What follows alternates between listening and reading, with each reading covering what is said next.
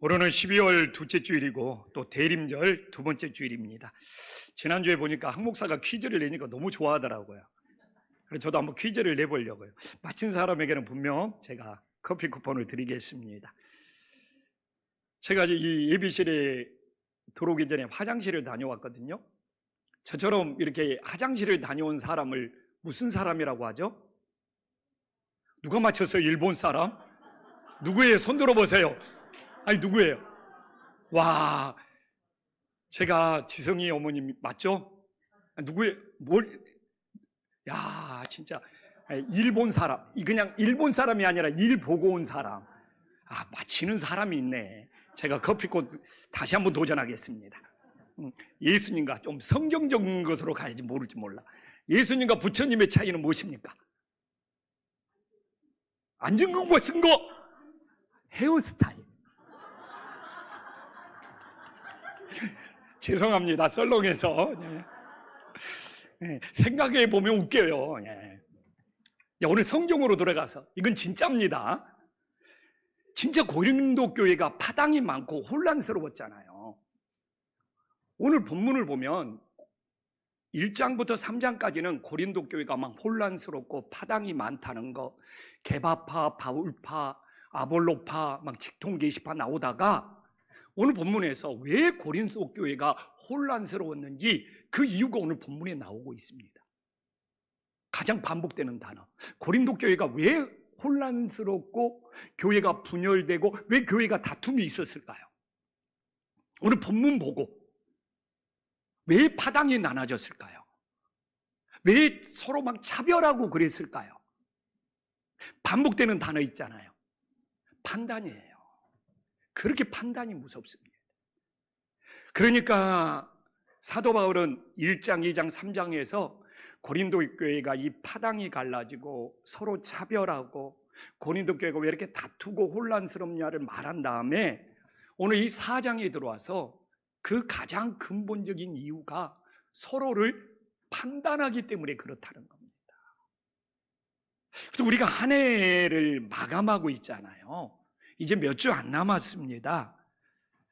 근데 우리가 이렇게 자기 자신을 잘못 판단하면 교회는 혼란에 빠지고 자기 자신은 무너지는 거예요. 그런데 저는 고린도 전서를 읽을 때마다 궁금했던 것이 고린도 교회는 가장 성령 충만한 교회였고 성령의 은사를 많이 받은 교회였어요. 우리가 고린도 전서 12장에 보면 성경에서 유일하게 성령의 9가지 은사가 나오는 교회가 고린도 교회예요. 그러면 저는 궁금증에 빠지는 거예요. 아니, 어떻게 성령의 은사가 그렇게 9가지씩이나 있고 성령이 가장 크게 역사하고 성령의 은사가 가장 많았던 고린도 교회가 열매를 맺지 못했느냐 이거죠. 왜 이렇게 다투고 갈라졌느냐 이거예요. 이게 진짜 신앙으로는 아이러니하잖아요. 사실 오늘도 그럴 수 있어요. 아니, 교회에서 가장 충만한 사람이, 가장 성령의 은사가 넘친다는 사람이 열매를 맺지 못해버리니까, 덕이 되지 못하는 것이니까. 이게 바로 고린도 교회의 가장 큰 문제예요. 저도 놀랐어요. 칭찬받는 교회에서도 막 믿음의 은사, 지식의 은사, 병 고치는 은사, 방언의 은사, 방언 통역의 은사, 애언의 은사 나오지 않아요. 유일하게 고린도 교회에서 나와요.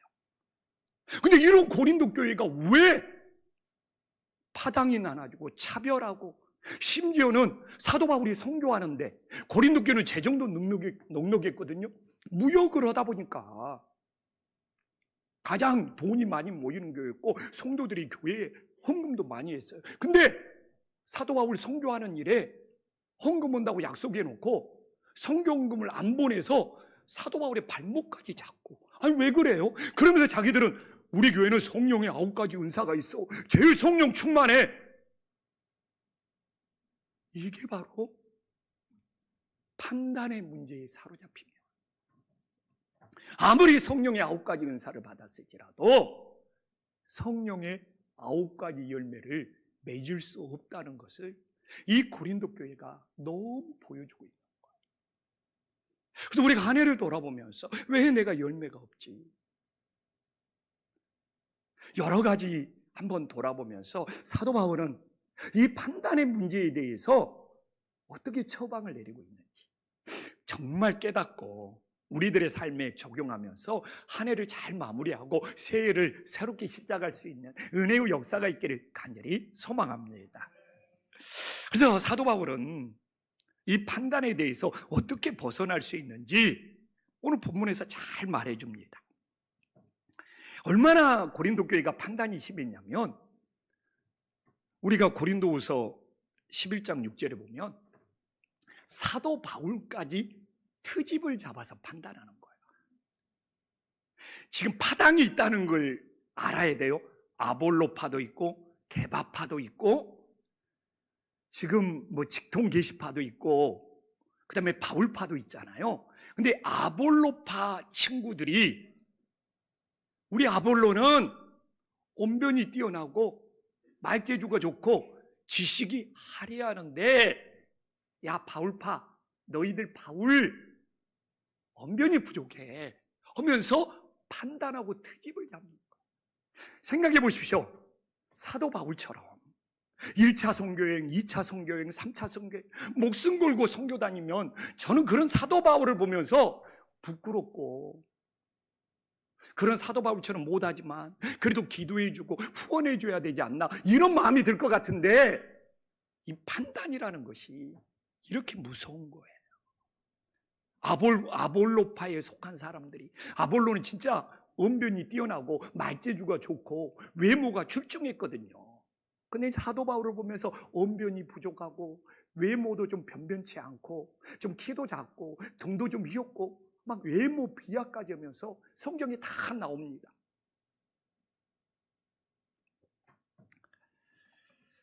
그러면 사도 바울이 이 이야기를 못 들었을까요?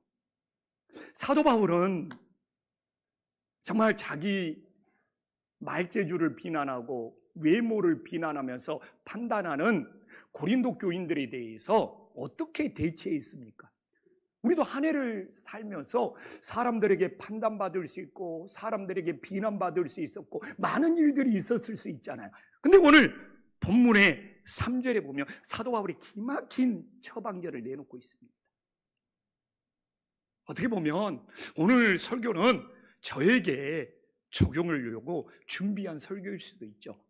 목회를 한 해 동안 하면 성도들한테 이 말 저 말 듣고 판단도 받을 수 있고 뭐라고 말합니까? 너희에게나 다른 사람에게 판단받는 것이 내게는 매우 작은 일이라. 기막힌 답변 아닙니까? 여기서 작은 일이라는 것은 무엇입니까? 안 들은 것으로 무시하지는 않겠다는 거예요. 그러나 내가 큰 일처럼 생각하면서 상처받지도 않겠다는 거예요. 여기서 작은 일은 정확히 어드바이스, 조언으로 받아들이겠다는 거예요. 그렇다고 내가 너무 그런 사람이 아닌가 큰 일로 생각해서 내가 자기 비하에 빠지지도 않을 거고, 그래서 아니면 내가 당신 소리는 못 들었어 아예 무시하지도 않을 거고, 어떤 일?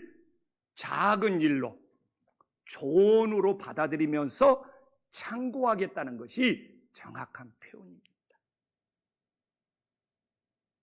그리고 왜 사람들의 말이 작은 일이냐? 사도 바울은 주님께 판단받는 일이 가장 큰 일이 된다는 겁니다.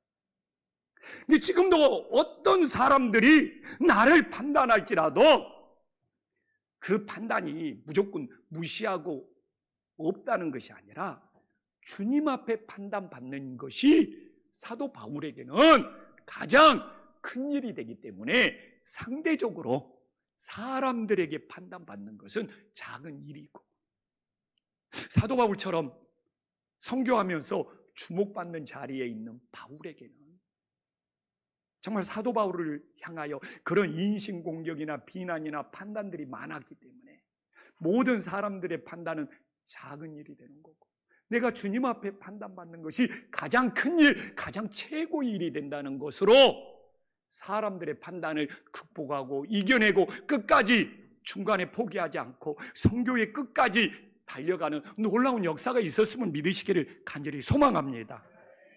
우리에게도 너무 도움되지 않아요? 한 해를 보내면서 사람들에게 이 말 저 말 들을 수 있었지만 그건 작은 일이고 주님께 판단받는 일이 가장 큰 일이 됩니다.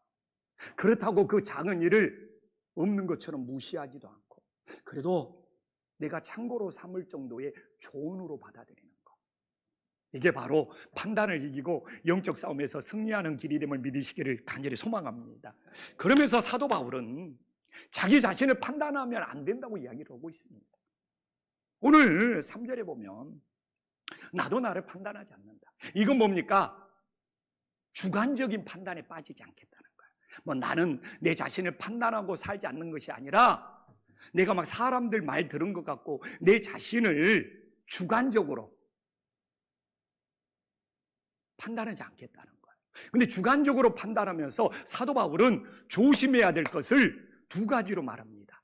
양극단에 빠지지 말라는 거예요. 첫 번째는 무엇입니까? 4절에 자책에 빠지지 말라는 거예요. 그럴 수 있잖아요. 자책에 빠지지 말라는 거예요. 이건 과도한 자기 판단의 결과라는 거예요. 이 자책에 빠져버리면 인생을 살아갈 의욕을 상실해버린다는 거예요. 그냥 에너지가 바닥이 나버려. 우울감이 밀려와. 그래서 사도 바울은 회개는 할지언정 자기 자신을 비하하는 자기 자책에는 빠지지 말라는 거예요. 그래서 많은 사람들이 막 회개 기도한다, 한 해를 돌아본다 하면서 자기 자신의 지나친 판단으로 자책에 빠져버리면 일할 의욕이 사라져버리는 거예요.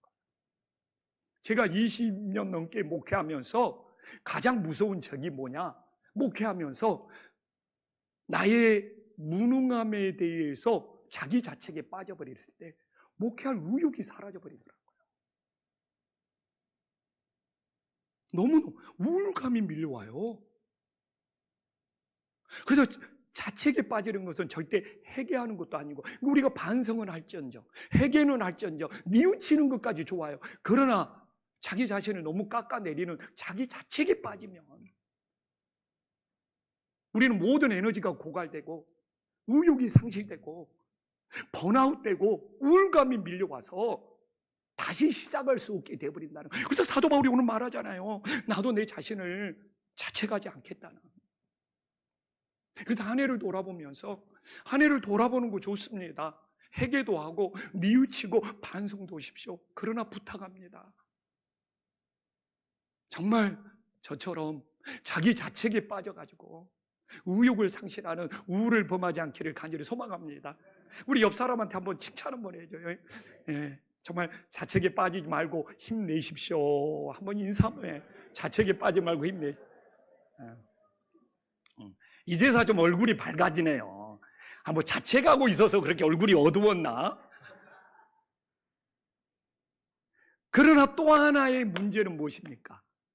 자기 자신을 너무 과대 포장하면 자기가 뭔가 된 줄로 생각하는 교만에 빠져버린다는 거예요. 이것도 자기 자신을 스스로 속이는 거예요. 갈라디아서 6장 3절 봐보십시오. 이게 바울은 교만이라요. 이게 성경에서 교만은 스스로 속이는 거예요. 이게 자기 자신이 교만한 줄 몰라. 그러니까 그 교만에서 못 빠져나오는 거예요. 봐보십시오.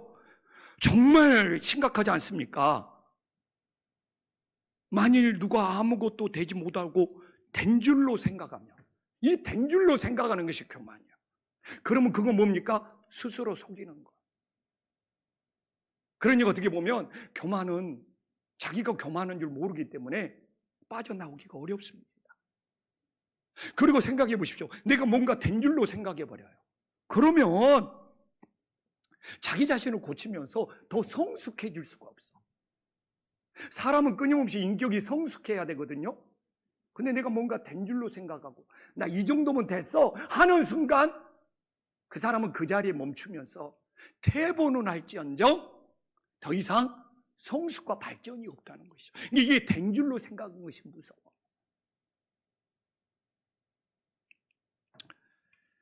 그래서 정말 만약에 내가 금년 한 해를 보면서 금년에 우리 김포안심교회가 내 자신이 이만큼 된 줄로 생각하면 자기 단점이 안 보여. 자기 결점이 안 보여. 자기 부족한 점이 안 보입니다. 그럼 무슨 더 발전하고 더 세워지고 더 나아갈 수 있는 길이 보이겠습니까?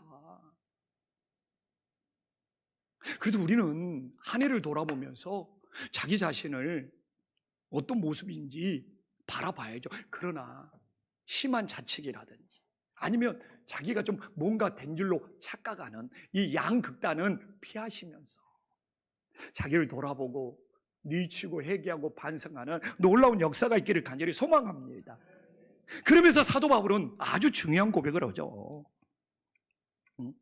누가 우리를 판단해야 되느냐?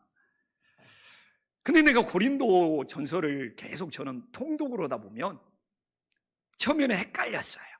왜 그러냐? 오늘 본문 3절에서는 안 된다고 하는데 5장으로 넘어가면 판단을 해라고 그러네. 진짜 성경 4장 읽고 5장을 바로 읽는 사람들은 헷갈릴 수밖에 없어. 도대체 무슨 일이냐? 4장에서는 분명히 판단하지 말라고 여러 차례 나오고 있는데 아니 또 5장에서 왜 판단을 하고 하지? 사실 저는 성경을 통독할 때 이런 궁금증이 사로잡아 있어요. 근데 이 판단이라는 것이 양면성이 있는 거예요. 이 4절에서는 저지먼트, 단정짓고 결정짓고 이런 심판하는 저지먼트, 이 판단을 하지 말라는 거고 5절에서는 음란한 거, 죄악된 거, 세상에 혼합된 거, 세상의 죄악은 분별하라는 의미라는 것을 이 판단의 양면성을 바로 깨달을 때 4장과 5장이 혼동이 안 일어남을 깨달으시기를 간절히 소망합니다. 그래서 이 저지먼트, 단정짓고 결정짓고 심판해버리는 이 판단은 우리가 하면 안 돼요. 이건 정말 하나님의 영역이에요. 제가 오늘도 우리 사랑하는 김한원 장로님에 대해서 이런 사람이라고 단정 지어버려, 이런 사람이라고 결정 지어버려, 그래서 저지먼트를 내려버려. 이건 내가 하나님의 영역에 이른 거란 말이에요. 그러나 죄악은 분별해야죠. 음란은 분별해야죠. 세상과 혼합된 건 분별해야죠. 이게 어떻게 보면 사람에 대해서는 저지먼트 판단하지 말고 죄악에 대해서 구별하는 판단을 내리는 것이 진정한 판단의 양면성을 잘 사용하는 지혜로움이 됨을 믿으시기를 간절히 소망합니다. 그러면 이 저지먼트 그냥 단정짓고 결정이 있는 이 판단은 누구만 해야 돼요? 오늘 사도 바울이 4절에 말하잖아요. 다만 나를 심판하실 이는 주님이시리라. 4절을 보시기 바랍니다. 오늘 4절을 보시기를 바랍니다. 오늘 4절을 보시기를 바랍니다. 정말 다만 나를 판단하실 일은 주님밖에 없다는 거예요. 얼마나 중요합니까? 이게 저지먼트예요. 단정짓고 결정지을 수 있는 분은 주님 한 분밖에 없지 사람은 그 누구도 이 저지먼트를 해서는 안 되는 거예요. 우리가 어떻게 누군가를 단정지을 수 있어요? 그 사람은 이런 사람이라고 결정짓고 못 박을 수가 있어요. 그러면 하나님이 우리를 성숙시키는데 제가 10년 전보다 얼마나 달라졌는데요. 20년 전보다는. 근데 10년 전의 모습으로 20년 전의 모습으로 단정 지어버리잖아요. 저지먼트 해버리잖아요. 나는 10년 전 20년 전보다는 정말 새롭게 변화된 부분이 많은데 그래서 오늘도 우리가 한 해를 돌아보면서 많은 일들에 대한 죄악은 분별해야 되지만 사람에 대해서 단정짓고 결론 내려버리는 이 저지먼트, 이건 하나님의 영역인 줄 깨닫고 정말 주님께 맡겨드릴 수 있는, 그러면서 한 해를 마무리할 수 있는 은혜의 역사가 있기를 간절히 소망합니다. 그런데 나는 오늘 본문을 보면서 최고의 반전이 뭐냐, 주님이 판단하는 목적이 나옵니다. 주님이 판단하는 것은 오늘 5절에 보면 주께서 다시 오시기 전까지 아무것도 판단하지 말라고 합니다. 맞죠? 오늘도 내가 우리 성도님들 마음은 헤아려 볼 수 있고 추측할 수 있지만 어떻게 우리 성도님들의 마음을 다 알 수 있습니까? 내가 우리 배우자 우리 이수정 씨하고 살지만, 내가 이수정 씨를 사랑하지만 어떻게 내가 이주성 씨의 속마음을 다 알 수가 있냐 이거예요. 그거 다 안다는 자체가 무서운 교만이 되는 것이죠. 나는 내 아내의 마음을 다 알아. 이것만큼 무서운 교만이 어디 있습니까? 나는 우리 자녀들의 마음을 다 알아. 이게 상대방을 다 안다는 것이 가스라이팅을 하는 거예요. 통제하고 학대가 시작이 되는 거예요. 가정폭력이 시작이 되는 거예요. 내가 내 아이들에 대해서는 나만큼 아는 사람이 없어. 내가 제일 잘 알아. 통제하고 그 통제가 심해지면 확대가 되는 거고, 그러다 보면 가스라이팅을 하게 되는 거예요. 5절에 나오잖아요. 주님이 왔을 때 어둠에 감추인 것들이 드러내고 마음의 뜻을 나타낸다고 하잖아요. 주님만이 어둠 속에 있는 거 밝히고 우리 마음 속에 있는 모든 뜻을 우리 주님이 다 알 수 있는 은혜의 역사가 있기를 간절히 소망합니다. 가끔 저도 내 배우자한테 위로받고 싶은 마음이 있거든요. 사람인지라. 근데 어떻게 내 배우자가 내 마음을 다 알 수 있겠습니까? 그러다 보면 고백하게 되는 것이죠. 주님이 내 마음을 다 아시고 주님만이 제 위로자가 되십니다. 근데 내가 사람들한테 위로받으려고 하면 내 마음의 뜻은 이런데 내 마음을 다 몰라주기 때문에 위로가 안 채워져. 결국 주님만이 내 마음을 다 아시고 진정한 위로자가 되시더라고요. 그래서 강화도에서 4일 동안 기도원에 있으면서 진짜 4일 동안 내가 말 한마디 않고 지내본 적은 처음입니다. 주님 바라보니까 주님을 통해서 얼마나 위로가 넘쳤는지 진짜 침묵 속에 보냈어요. 전화도 않고 카톡도 않고 정말 주님과만 대화 나누면서 정말 묵상하고 명상하니까 주님이 주는 이 위로는 사람들이 주는 위로하고 비교할 수가 없더라고요. 사람들은 내 마음을 다 알 수 없기 때문에 오늘 본문에도 그러잖아요. 근데 나는 또 한 번 놀랐어. 오늘 5절 마지막 봐보십시오. 하나님의 판단은 각 사람에 대해서 하나님께서 칭찬해 주시기 위해서 판단한다. 놀랍지 않습니까? 사실 사람들의 판단은 두렵습니다. 사실 우리 장로님들이 나를 어떻게 판단할까? 우리 권사님들이 나를 어떻게 판단할까? 두려워요, 사실. 근데 하나님의 판단은 사랑의 판단이기 때문에 우리를 칭찬해 주시기 위해서 판단하기 때문에 정말 두려움이 아니라 사랑으로 맞이할 수 있기를 간절히 소망합니다. 그래서 나도 내 딸이나 내 자녀들을 판단할 때 정말 잘못을 지적하는 판단이 아니라 칭찬과 격려를 해주는 사랑의 판단이 돼야 되겠구나. 그래서 우리 주님이 놀라운 반전, 우리는 막 판단하면 막 정죄하고 그럴 것 같은데, 평가하고 그럴 것 같는데, 주님의 판단은 각 사람을 칭찬하기 위해서 하신다.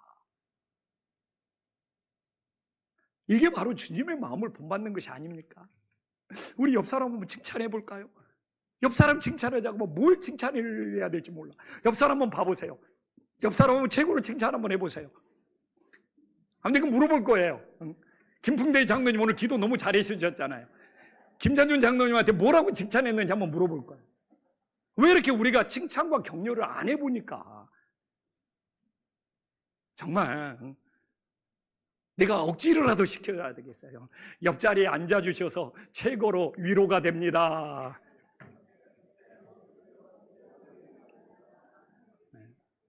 그러니까 내 옆에 앉아서 함께 예배드리는 거 최고로 큰 위로와 기쁨이 되는 거죠. 아멘.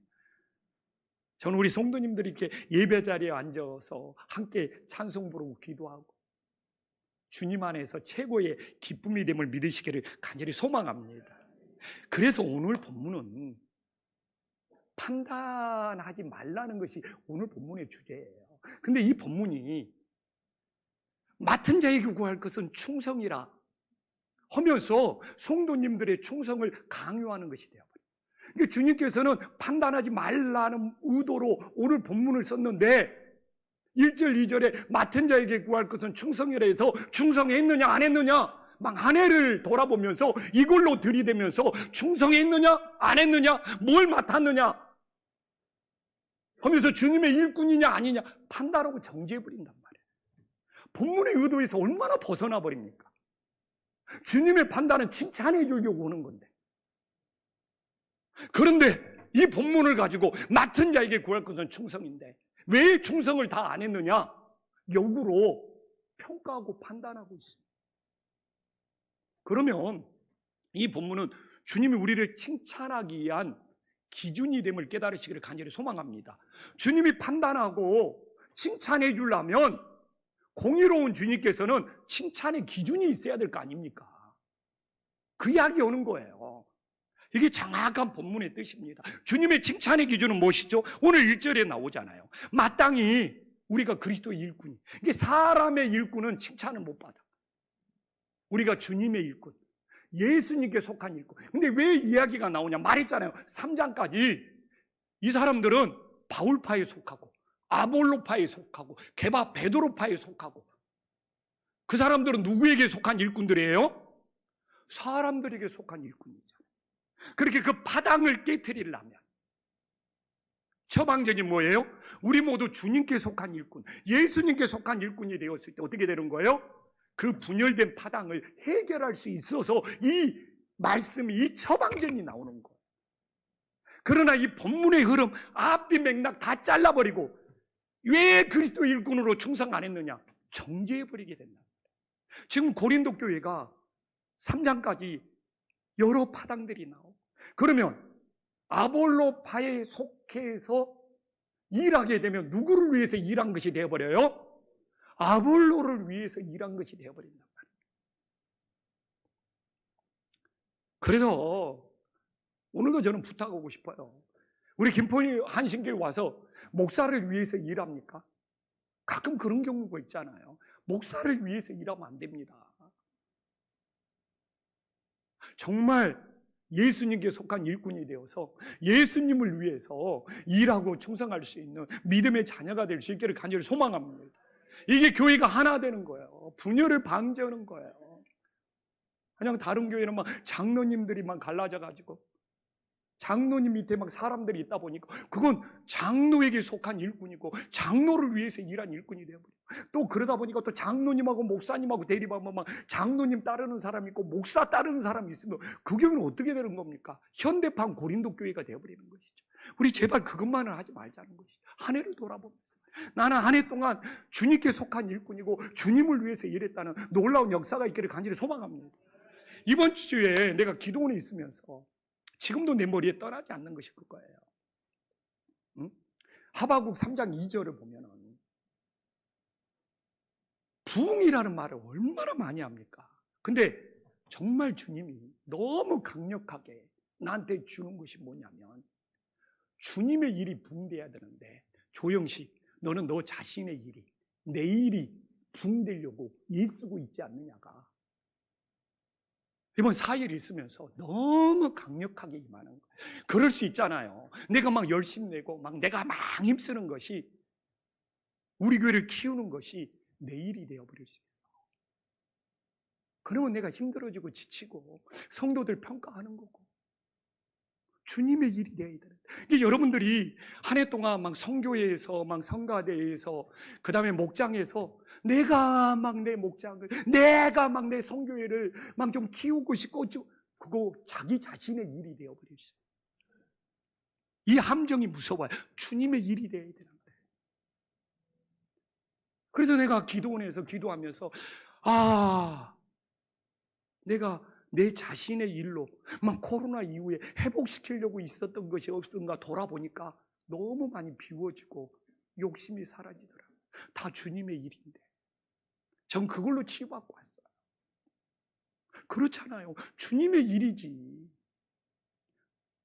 내가 이 교회를 맡았다고 해도 사람이 함정에 빠지면 내가 이 교회를 좀 더 키우고 내가 이 교회를 좀 더 부흥시키고 내가 이 교회를 좀 더 내 일이 되어버릴 수 있다.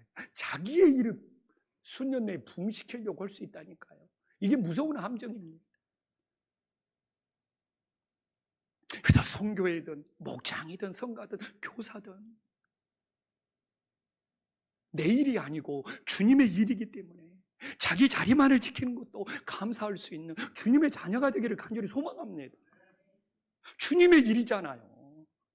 왜 내 일처럼 잘 안 됐다고, 부흥이 안 됐다고,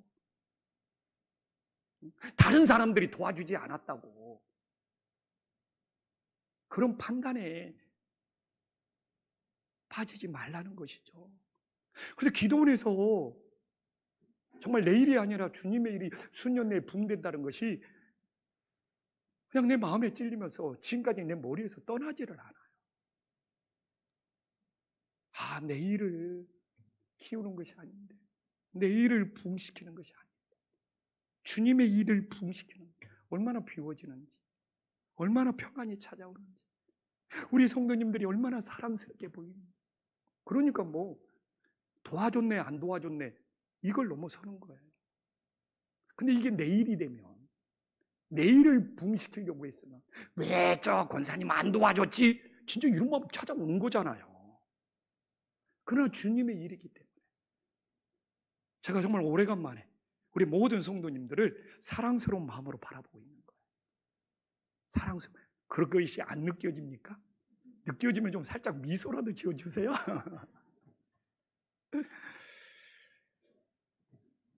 그래서 우리 김반신교회 정말이에요.